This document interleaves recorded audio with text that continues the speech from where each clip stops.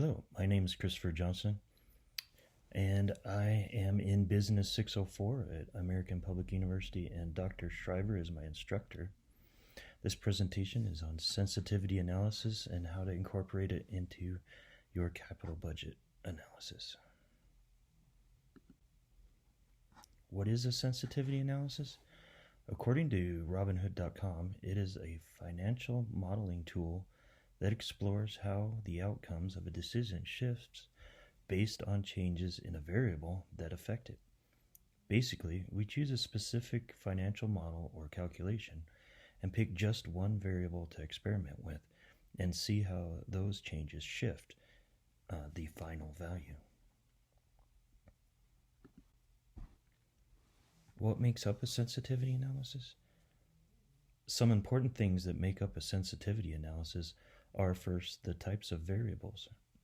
There are two types of variables, input variable and the target variable.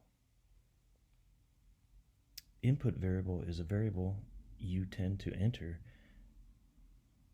to change the outcome. In other words, you'll be altering the number experimentally. The target variable is the final number that you want to observe and test its changes with the alteration to the input variable. The input variable can be of two varieties. There is direct and indirect. Direct is when the increments of the change are specific, such as increasing increments of 5 or 10, while indirect is typically of a percentage, such as if you want to change the input variable by 10% or 15 or 20%. It is important to only choose one input variable at a time to experiment with. Otherwise, the comparison begins to be confusing and incomparable to other inputs. What do you need for a sensitivity analysis? Well, first, you need good quality data, and the more you have, the better.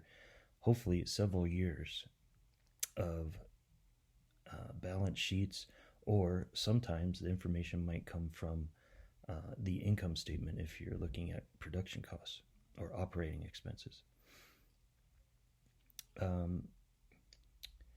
You might want to start by calculating the coefficient of variability of the EBIT for past sheets and get a good starting point, so that way you have a feel for how much variability you have in your on all your business transactions.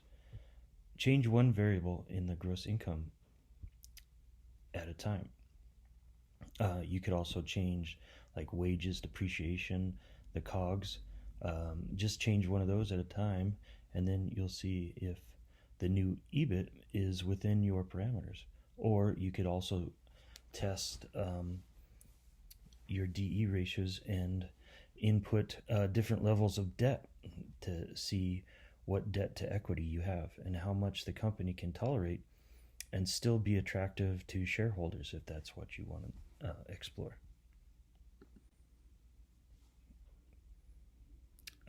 Another thing that comes in handy is a spreadsheet like Microsoft's Excel. This can make it a lot quicker and easier task to perform. Robinhood.com also recommends setting up a column and using the what-if analysis tool. Excel will automatically vary the input column according to the settings and give you a list of the target variables. If you don't have the time or expertise, there are always many third parties that will perform the task for you for a fee, of course. And this might work great for a business that's new or lacks qualified staff or the time. Why perform a performance analysis or a sensitivity analysis? You might wish to search out the business's strong points or find possible weak ones that are proposed in your business model or even a proposed one. Or you might want to find which input on the balance sheet has the biggest influence. Perhaps there's multiple projects you need to look at, and you want to see which ones have the largest risk. And this way, you can approve or reject the projects being proposed. And finally, here is a list of my references.